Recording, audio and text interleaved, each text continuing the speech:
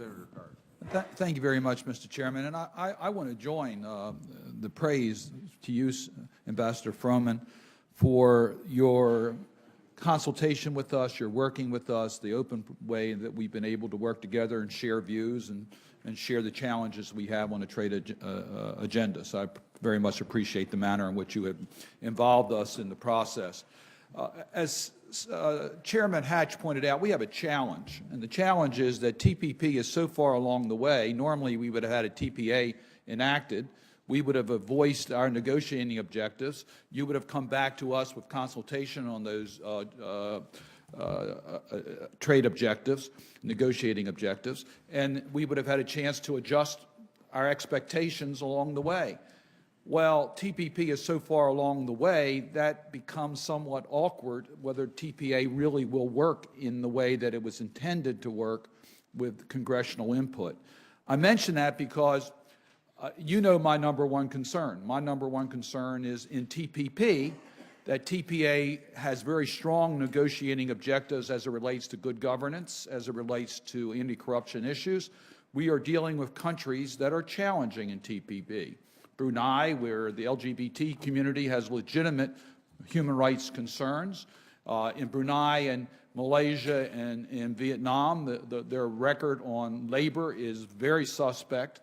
And on anti-corruption, they can pass laws, but they don't have the institutions, the independent prosecutors and courts, to give us confidence that they would enforce those laws. So my priority from the beginning, and I think I've been very open about it, is that our trading objectives be very strong on good governance because of the TPP negotiations. And that, yes, we are concerned to make sure that we continue to have a level playing field on environment, on labor protections, but also on good governance, anti-corruption, and, as Senator Schumer said, enforcement.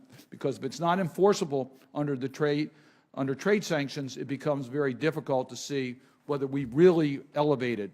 And for those who are concerned, as I know some of my colleagues are, about mixing trade and human rights, let me just remind you that it was U.S. leadership in trade that helped change the apartheid government of South Africa. It was the U.S. leadership that spoke to the Soviet Union and their human rights on immigration through Jackson Vanik that brought about change.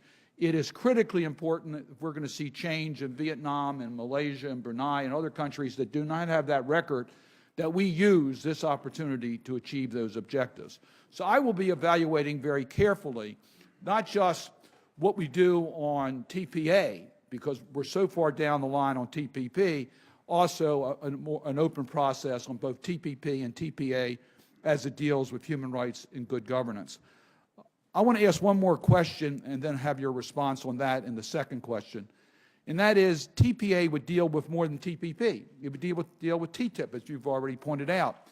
And there's a growing concern with our European partners that they are sympathetic to BDS legislation, dealing with boycotts, divestitures, and sanctions. And I'd be interested as to, in those discussions, whether we have been raising the issues that such action by our European partners would be considered to be against our overall trading objectives, and whether we are using TTIP as an opportunity to protect against such legislation. I'd be glad to hear your comments on both of my points.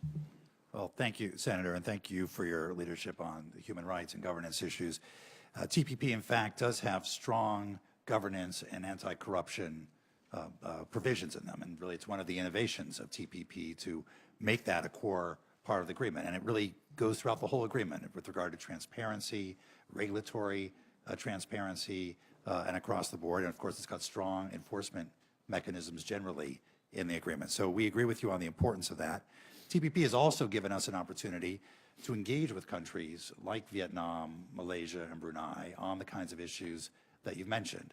So with regard to labor rights, for example, we are in deep consultations with these countries about what it would take to bring their labor regime into conformity with international standards, not just in terms of changing laws, as you said, but also what kind of capacity building, what kind of practice is necessary to really have changes on the ground.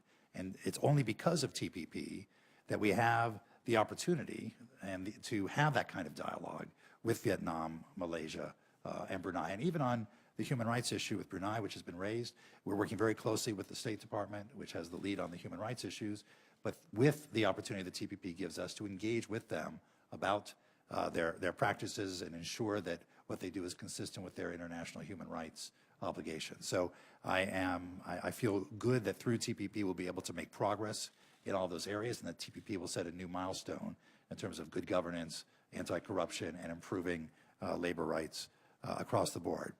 On the European issue, I'm not familiar with that particular area of legislation. It's not something that's come up in our negotiations yet, but we're happy to follow up with you and look into it. Thank you. Thank you, Mr. Chairman.